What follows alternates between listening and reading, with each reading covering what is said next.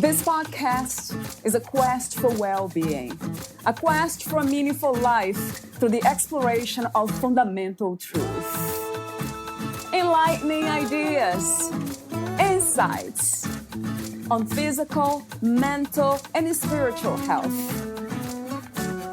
The inspiration is love. The aspiration is to awaken new ways of thinking that can lead us to a new way of being well. Welcome to Body, Mind, and Soul Healing Conversations.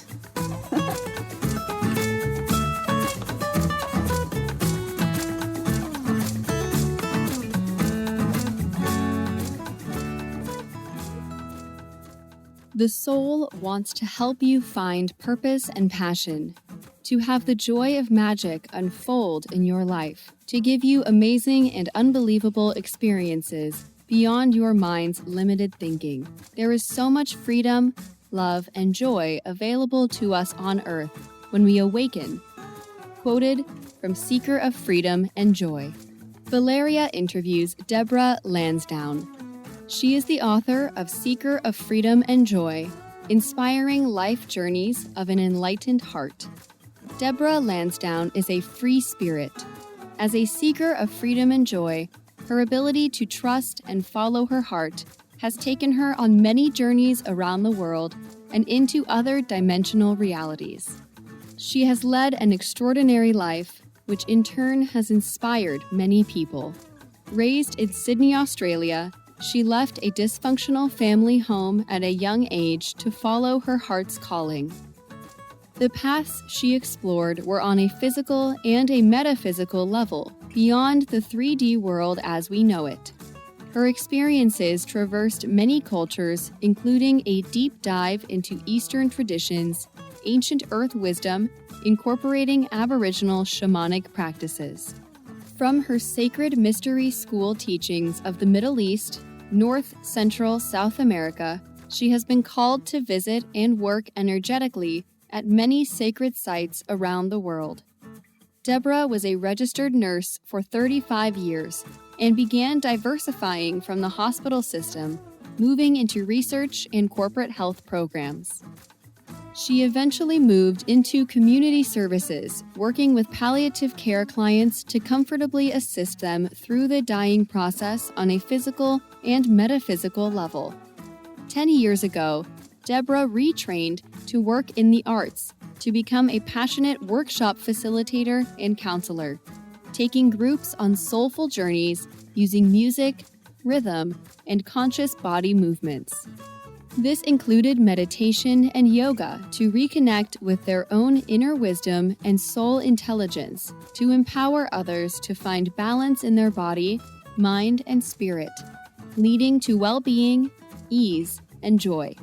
Meet Debra Lansdowne at heartjourneyswithdebra.com. Here is the interview with Debra Lansdowne.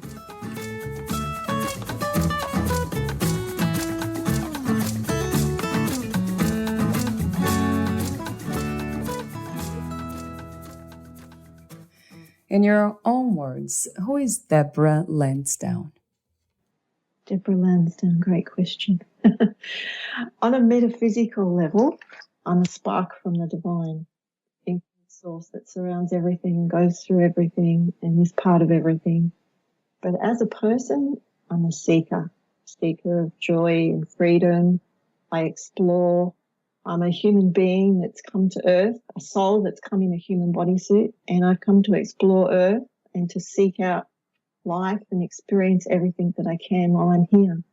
And I don't want to go away thinking that I missed anything. We'll begin with some open questions before we talk specifically about your book, Seeker of Freedom and Joy, Inspiring Life Journeys of an Enlightened Heart. My first warm-up question for you had to be this one. What is life to you, Debra? Life's an adventure, and I feel like I'm an explorer, and I'm here to explore all my emotions. I'm here to explore the beauty on the planet and not to miss a moment. And when I leave this planet, I want to be able to leave saying that I've done everything that was possible that I could do, that I didn't miss anything. So I'm a bit of an adventurer, relentlessly exploring everything, but particularly nature and, experiences, finding journeys that call me, and then I take them and see where it leads me. And it's taken me on very magical places in my life. What do you think is the opposite of life? The opposite to life. Yeah. That would be being limited by your fears, being closed-minded because of the fears. So, not taking opportunities, not following your heart, not listening to your own guidance. That would be not having a life. What do you think is the purpose of the human experience? I actually know my own purpose specifically, but for humans, I believe that we're a soul, we're a spark from the divine, and we come to earth and come in a human bodysuit. And in that human bodysuit, we're here to experience the polarities of life and the emotions and all the challenges to help our soul evolve. So the way we do that will depend on what our soul's contract is before we come here.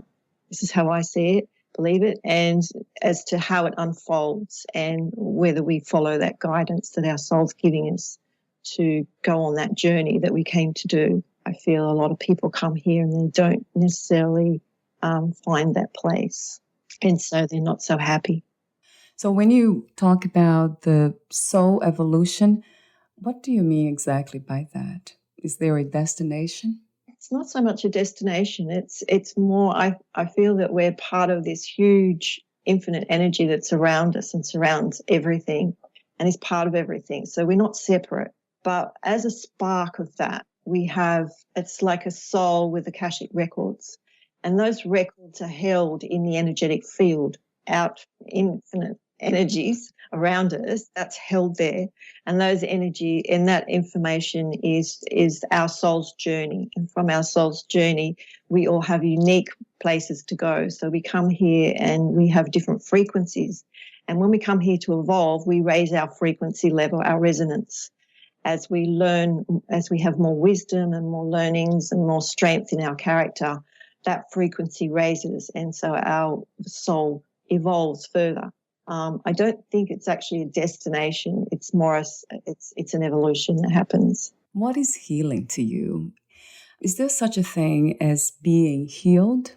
No, because we're healing all the time. Right. I don't think we're totally healed because we're evolving, and that's part of our evolution to keep that happening, to keep opening up, to keep releasing, to keep letting go of limitations that we have. And so, that would be healing. So it's a process. Well, how do we know when we are closer to those higher vibrations? How do we know when we are more evolved, let's say? Well, my book's all about, finding that path to liberation. Basically, what happens is you're not making more karma. And so cause and effect. So everything that we cause will have an effect on us. So as a yoga teacher, I really do believe from the Eastern traditions that we reduce our causing of things and we don't have the effects from it, which is karma. Yeah, so once we start realizing that we're maybe not in balance, mentally, spiritually, and physically, then we are probably reducing our cause having effects which are causing karma. Does that make sense? So, our karma level is dropping down. So we're not having all those big lessons maybe. We have different lessons. But I guess the vibration is measured by the balance, how centered we are. And how centered we can be in a very crazy place, or, if we can stay in that centeredness, we're probably running at a fairly high vibration. But if we're reacting to it all and responding to it all without any conscious thought or feeling, then, that we're probably at a different level of frequency. Do you believe that even those evolved beings, evolved human beings, do you believe that they never have any negative reactions or responses to anything? I'm not sure because I'm not one of them yet. I don't know about that. All I can say is that I'm working towards finding liberation, but I'm not at the other end. I can't I can't say what they experience. I mean, I could say from books I've read, but everything for me is about personal experience that I share. Yeah, because anyone can read a book. Yeah, I guess the masters would say that I don't know. I can't answer that one. Right, I'm right. not that point. Fair enough. I love that word, authenticity, just being in the moment and speaking what we know, right? Speaking of personal experiences, so your book, it's filled with them. And your father, you talk of him in a very beautiful way. It's very uplifting just to read your words about him. So talk to me for a moment about your father and the, I think you call it A1AD condition in the book. Oh, antitrypsin, alpha antitrypsin. Right, because I never heard about this before, this condition. That was new to me. So please talk to us about it. Your father, he was the first man in Australia to have a lung transplant. That was a very interesting fact to learn in your book. And also, even more incredibly interesting is the fact that he had some experiences with old memories from the donor's lungs. The donor's lung was one lung only, right? Not two. And she was a female. Yeah, my dad, he had a genetic problem in his family, which was called alpha antitrypsin 1, and it's an enzyme that's missing in the body. And over the years, he passed away like 30 years ago, but in past years, they didn't really know why it happened, but it is transferred down, mostly males in the family, and it causes a similar disease to emphysema. Yeah. Where you have airway problems, and it's also categorized now in the cystic fibrosis level. So in that disease category, it's fitted into there.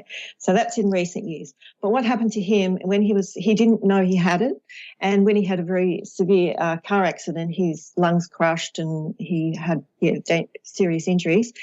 He came out of it, and he started having a lot of problems with his lungs. And what happened was that they found he had this genetic problem. And in the 80s, early 80s, no, maybe 70s, they were just starting to realize that there was this genetic problem with the family, but they didn't know what it was. And now they've found more families with this alpha antitrypsin 1.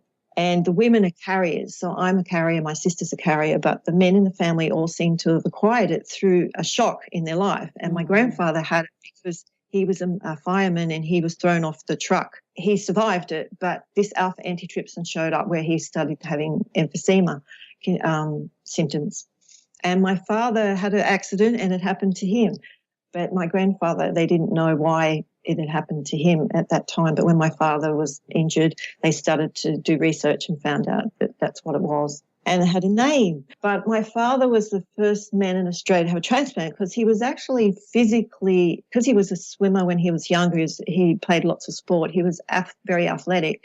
His body was actually very strong, but he got this condition and it basically just ate away at his lungs. And so he had to have the lung transplant. And when he had the lung transplant, they wanted to do both lungs, and they decided at the last minute, because he was the first man in Australia to have it, they were a bit scared about what might happen if they take both lungs and try putting persons in.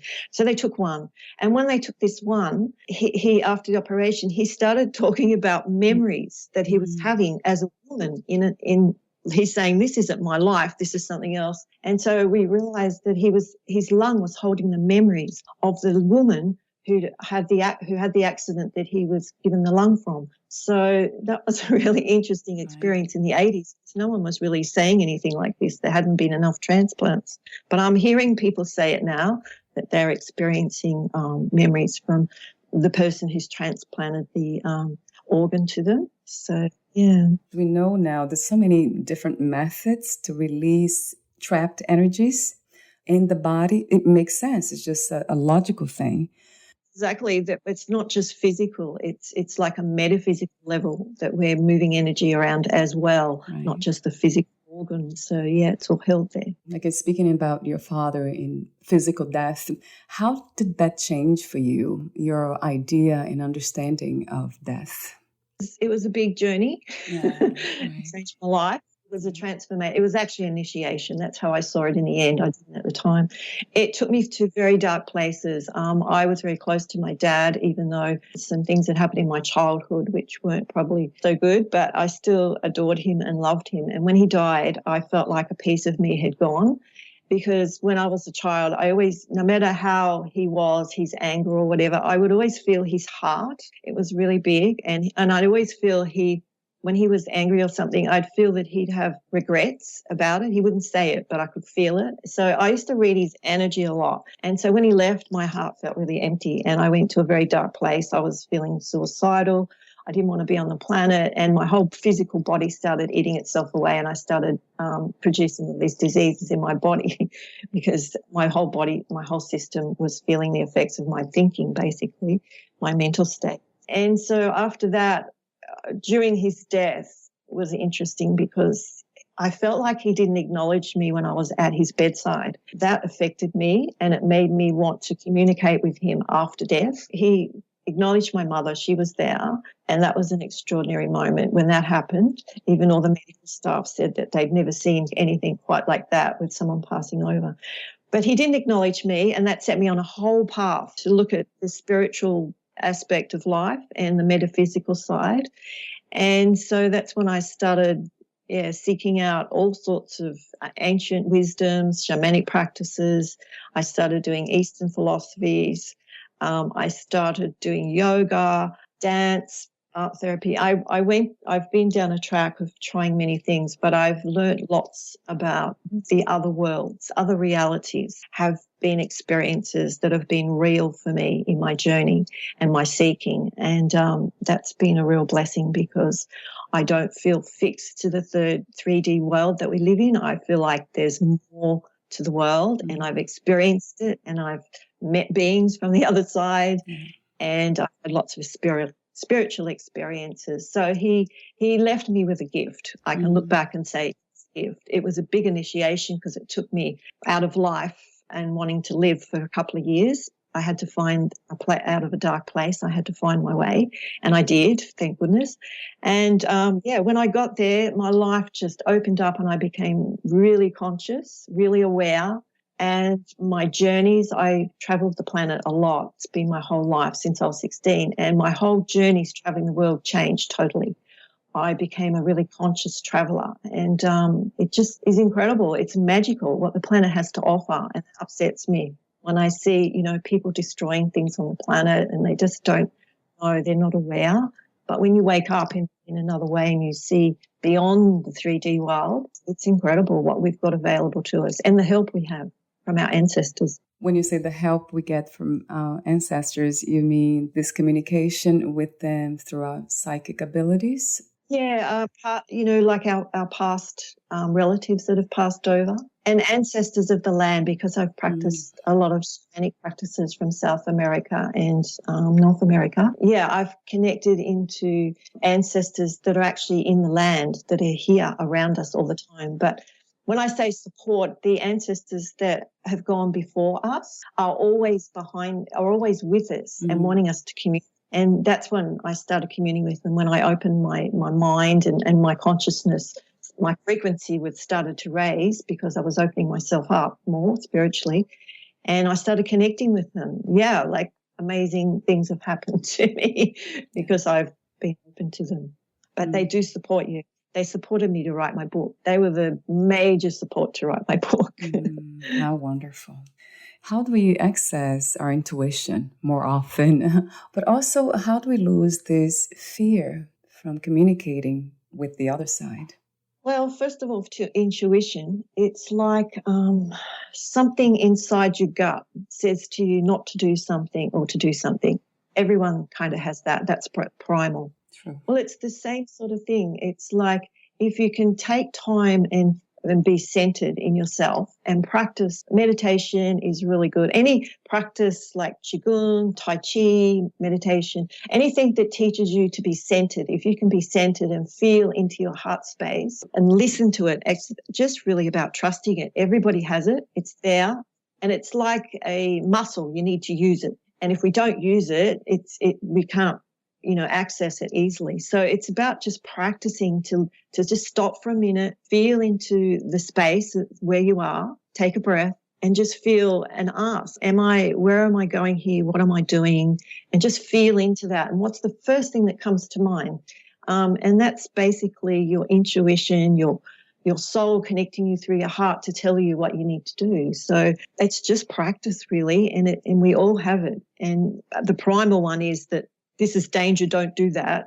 That we all know that one. So yeah, practicing it really. And then when you start healing your heart too, layers come back and you start opening up to trusting more.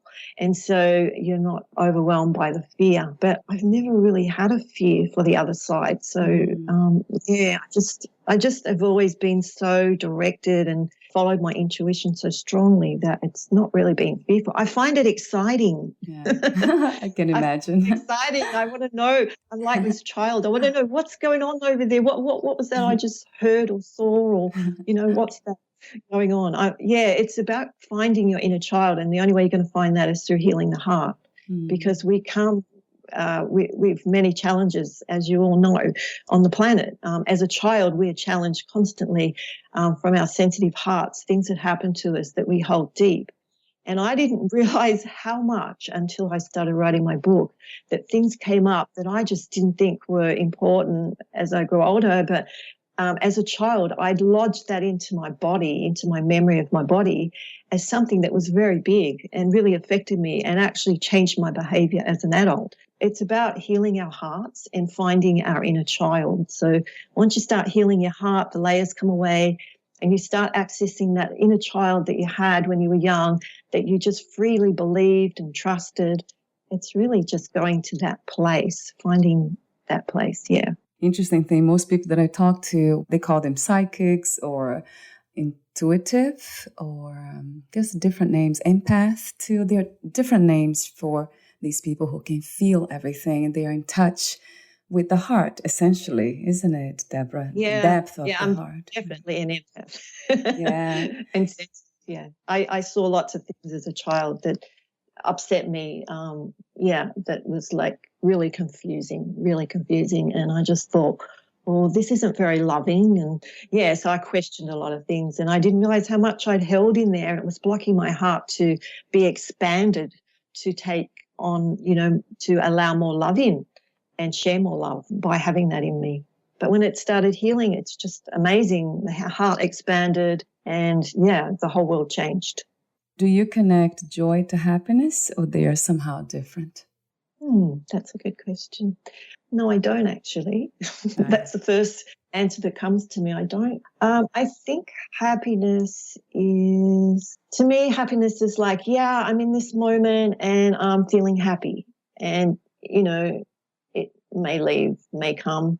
I don't feel it as deep, but when I say joy, that just, when I say it, resonates in the depths of my heart.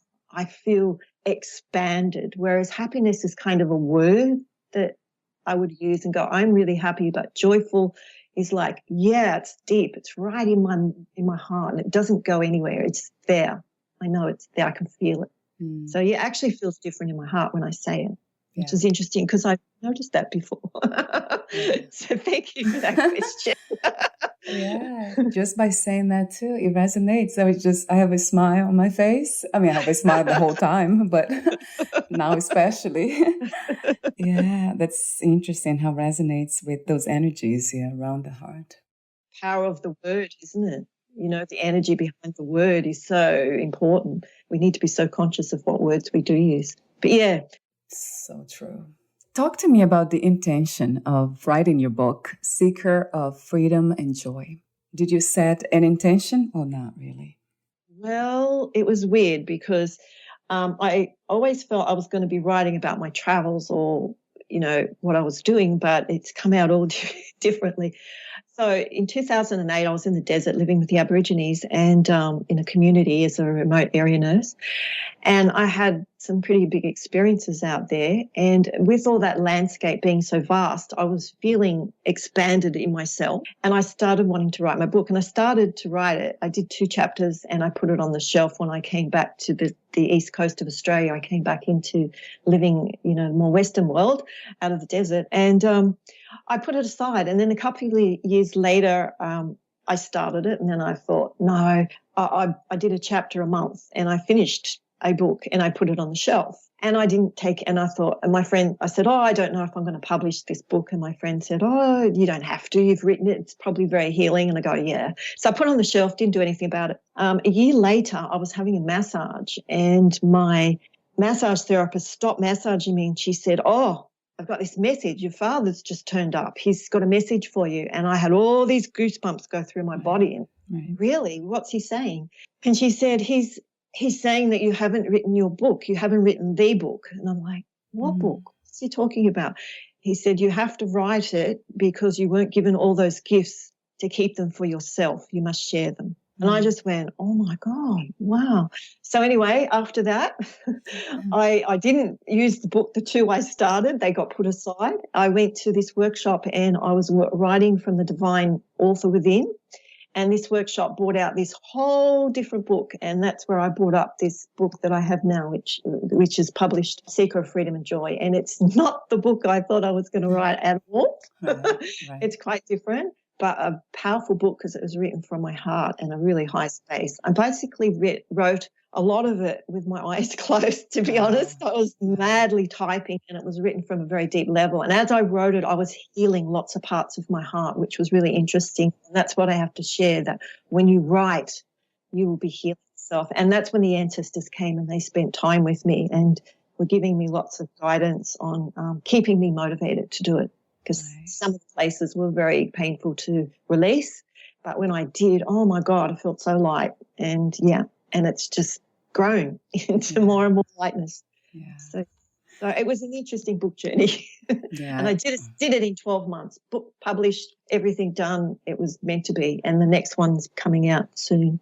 And that's Communing with Animals. Oh, animals, right. That's another fascinating, topic. Oh, boy. Okay, we'll be in touch for that one. But before that, let me ask you, what is that about writing that is so healing? I find it really, really cathartic in that if I stay in a really conscious place and I'm writing and I stay focused, I usually have really nice music in the background for me. So I stay very centered and I just allow myself to go into a really deep place and I just trust and allow it to come through. And I don't ever edit anything until afterwards. I don't even know what I've written, to be honest. I don't read it. I just do all these different downloads of it and then I put it together afterwards. It's sort of a puzzle at the end. I have to put it together, but I don't write chapter by chapter. Nothing like what I did when I started writing, quite different. But I find it very cathartic writing it that way. It just seems to heal parts of you that you don't know that are actually needing healing. And you don't even need to know the story. You're just writing and I just feel in my body that things are, bringing up emotions for me and I release them. I don't get stuck on it. I just go, oh, okay, that was interesting. That's brought up an emotion and I just move on. Have you found other healing methods that were highly effective? I have. Some years ago, I went to do some study as a transpersonal art therapist, and it's a bit different to a general art therapist, in that you go into you take your clients into an altered state, like a meditative state, and you work with them at a soul level. You actually help them navigate their way through communing with messages from the soul. But that was really powerful for me because I was going to do the training. It was an advanced diploma training that I did. And as I did the training, we had to go for therapy sessions ourselves so that we would know what it's like. And we have to know what we have inside that might be our baggage that needs releasing. And that was really interesting. So I found lots of things that came up for me to release. But it was so beautiful to release because what happens is you go into this altered state. The therapist takes you helps navigate you. She doesn't take you anywhere. She just helps you keep focus, and she can tell when you're moving in and out of the focus. And in that focus, you're bringing up all sorts of symbology. And then you do artwork. And so the artwork's not like, oh, you draw a house in a shop or, whatever it is. You're drawing symbols. So sometimes you might draw an object that you know, but a lot of times you're putting symbols on the page. And what the therapist does is help you work through those symbols. Now, the healing that comes through that is extraordinary. It was for me, the messages, and I watched everyone in my class doing it and, through the training, and everybody just shifted into totally different human beings at the end of it. And we were only doing one session a month for our own personal growth, but our class sessions we were doing all the time. It was a full-time course. That was really powerful to watch how we transformed ourselves, and then to go and do it with clients was extraordinary. And, I've seen people really shift. A small picture, if you know how to get someone to work through it without judgment, and keep them out of judgment, because we all want to go into judgment, like, oh, that's no good. I don't know what that is. I can't draw. This is the main thing people say. I can't draw. It's not about drawing.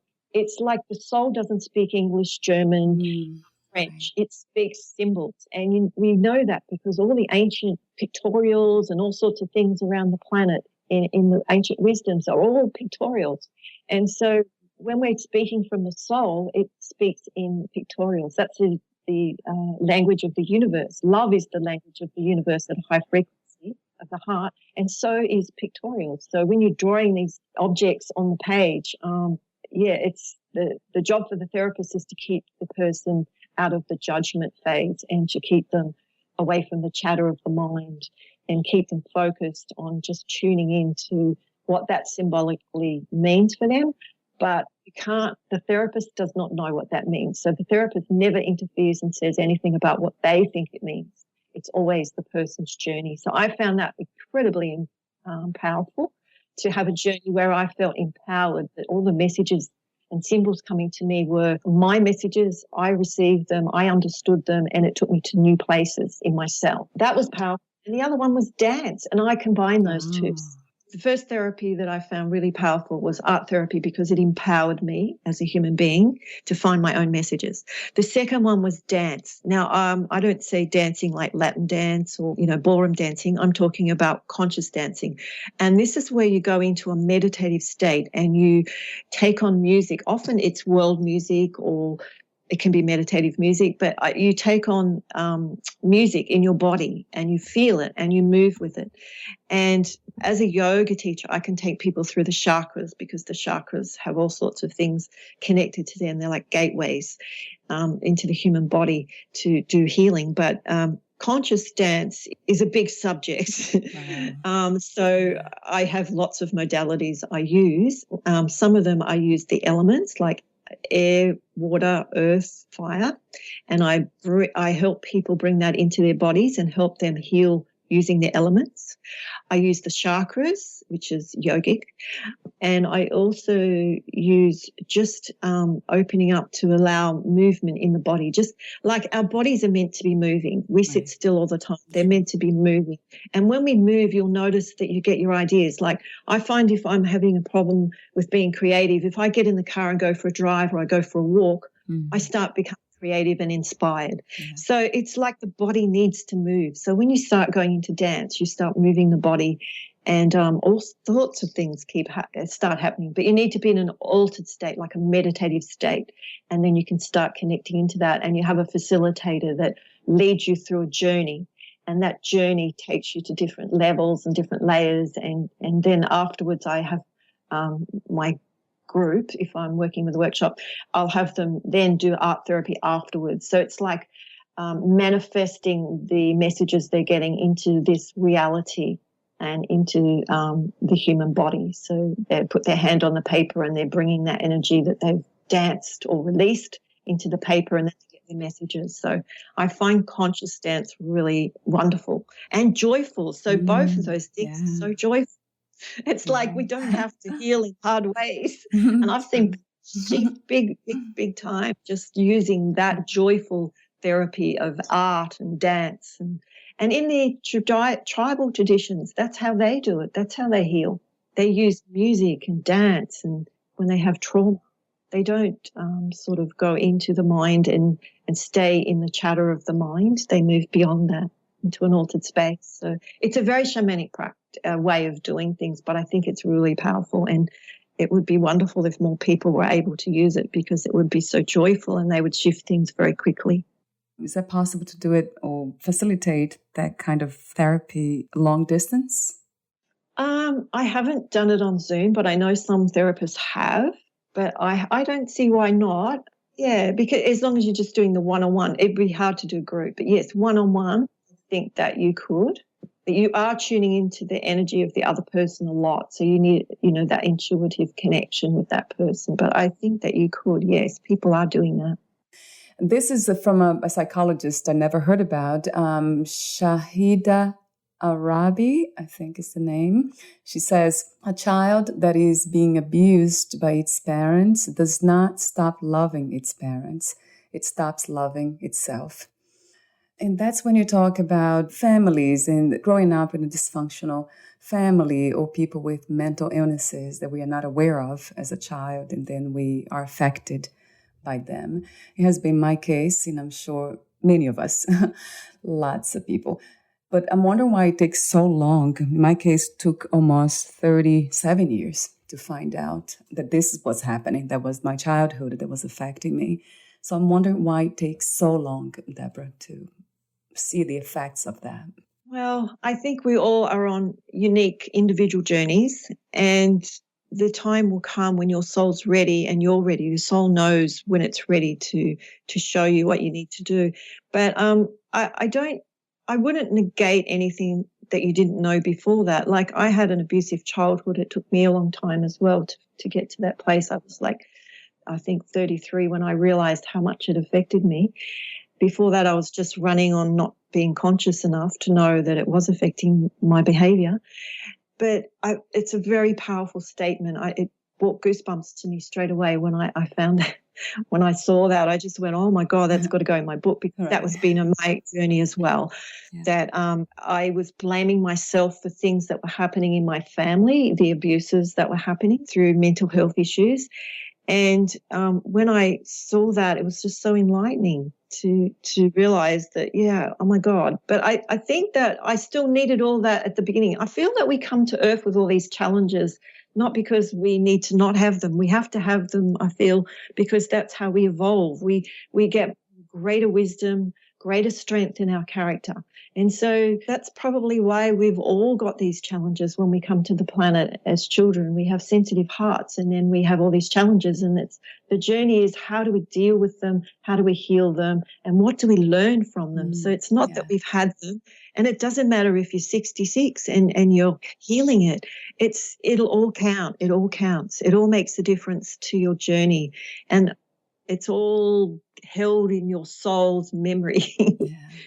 There's a whole story behind that about Akashic records that are held. But I think it's really important that we don't negate what we had previously as being in judgment of, oh, if only I'd known. Well, maybe all that was needed to help you have compassion for others. That's helped me because of my experiences. It gives me a lot of compassion for other people and patience on understanding where they're going and where they're coming from. And it's not a time in your life where it's the same for everyone. I've met people that are in their 80s and they're starting to have enlightenment things. Oh, why didn't I know this before? But, they've had the journey, and they chose the journey, the contract, and that was how it unfolded for them. So, we often want to go into judgment, don't we? We want to go, oh, this could be better. Why it took so long? That's true. That's a judgment. That's so true, Debra. It is. So true. And I love when you say that everything is a choice. So we chose to go through those experiences so we could learn some powerful states of mind, of being, like compassion, unconditional love, these beautiful energies, I call them. And learning forgiveness. That's a big one on this planet. Right. People learning forgiveness.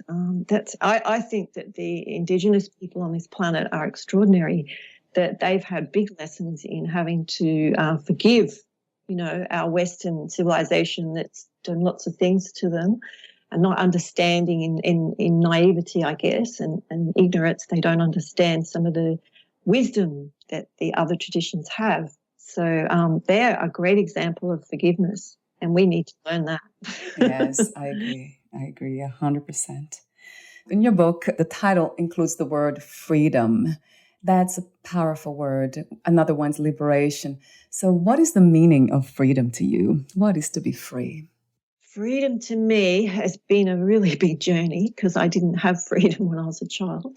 Freedom to me is to be empowered, to feel sovereign, and to be really conscious of who I am and what I'm doing, and know that it's all okay and that I trust.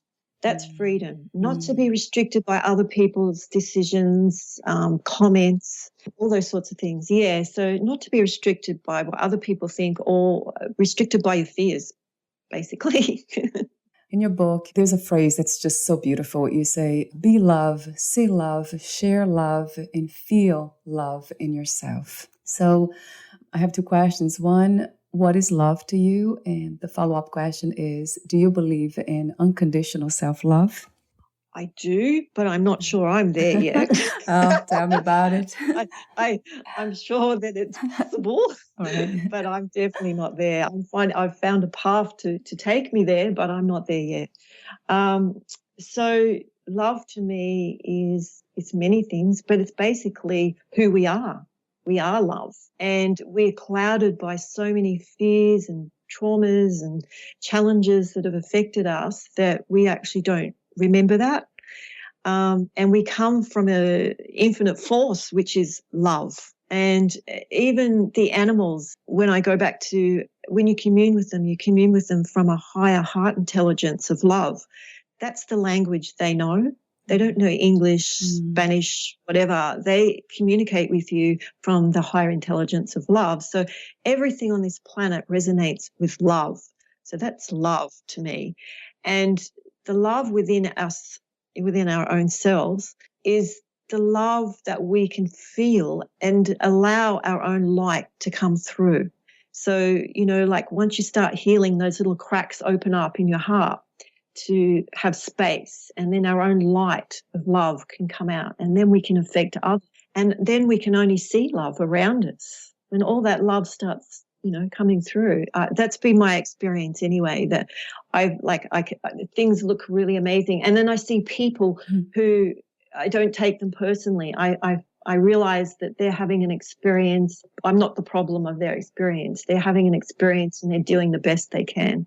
And so then I can feel compassion and love in my heart for their journey, but not to take what they're saying or doing personally.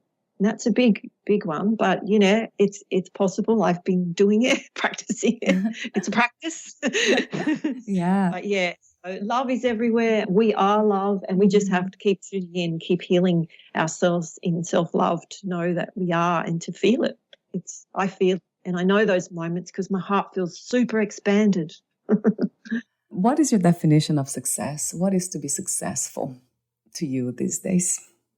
Okay. To be in wellness and centered, and to be in joy. So to feel wherever I am, to be very centered, balanced, in whatever the environment, and to feel my joy and my love coming out, not to be restricted in that way. I don't feel success in material ways. For me, success is more on a level of spiritual and metaphysical sense of feeling my light is shining out, my heart is expanded, and I'm centered and balanced, and I'm on my journey. I'm in success when I'm on my journey and I'm raising my vibration by releasing old stories. If you knew you would die soon, meaning losing the body, would you change anything or do anything differently? I feel like I've done everything that I have wanted to do and felt guided to do. I might try and get my second book to the publisher a bit quicker. Right. I really, really want my second book at the publishers like soon. I'm working with the editor right now, and I would hate to think that I left the planet before that was out, because I think it's going to make a big difference to so many species on this planet when people realize a lot of things about them that they may not know. Yeah, so not really anything. I was a child. I grew up very young saying that I don't want to go to my grave saying that I regret something I didn't do. And so I feel at 62, I'm probably, I could go tomorrow and I would feel pretty comfortable if my book had gone to the publisher, and that would be it. Yeah, that's an enlightened mission. It sounds like a mission. And my last question is, what are 3 things about life you know for sure as of now? I know who I am. I know my purpose. I know that I've reincarnated here and I have a job to do. I know that because I've had so many past life memories come to me, and they've been gifts because they've come to me and shown me something that I needed to know in that moment as a gift. So I know that I've reincarnated and been here before. Those 3 things. Basically about me, that's what I know. I can't know about anyone else or anything else. In the way you see everything is a gift, the shadow, everything that happened in the past, in the negative things, that's the vibration of the heart. Yeah, that's unconditional acceptance. So beautiful. Without those things, I wouldn't be here now, probably talking about wisdom that I've gained. And that's the same for everybody. That's why I say the challenges are the gifts behind, the shadows. Thank you so much for your wisdom. Thank you for the work you do in your mission and this reality. I hope to talk to you soon. Oh, thank you, Valeria. I do have one more question for you. This is the final one. That's a technical question. Where can we find more information about you, your books, products, services, and future projects? Okay, my book, Seeker of Freedom and Joy, Inspiring Life Journeys of an Enlightened Heart, is on Amazon. It's in ebook and paperback. And I have a website which is called heartjourneyswithdebra.com. And that's basically the 2 places. And I have 5 books coming out, but second and third one should be out soon. The second one is about communing with animals at a very high frequency. And the third one is going to be about peace within, more of a self-help book. So people can find that place. Wonderful. Thank you so much again, Debra, and we'll talk soon. Thank you, Valeria. It was wonderful talking to you. Bye for now. Bye. Bye.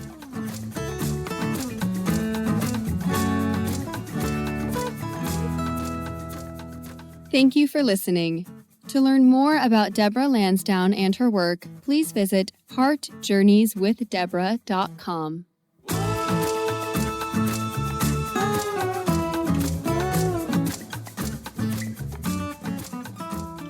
To learn more about this podcast, please visit fitforjoy.org/podcast.